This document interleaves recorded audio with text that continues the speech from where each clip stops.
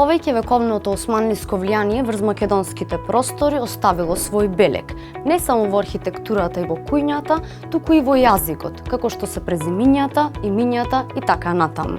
Некои од презимињата произлегуваат од физички карактеристики како што се Караманов, Карамановски од турскиот збор Караман, што значи јунак, Шишков, Шишковски, изведен од зборот Шишко, што значи дебел човек, Каракашов, Каракашовски, доаѓа од зборот кара, што значи црн, црно, и каш, веѓа.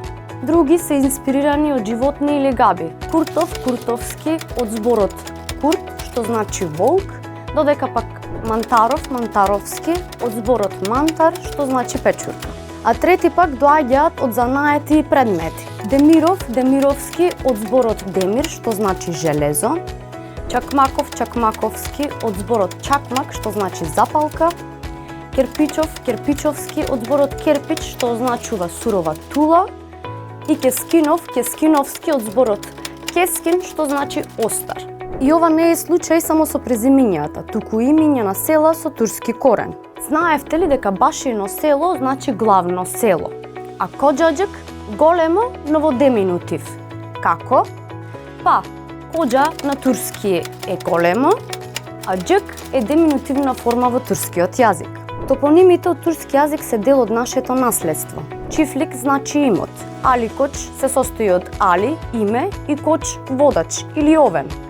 Некои како Караслари звучат мистично, а потеклото е од Кара плюс Сарај, што значи црна палата.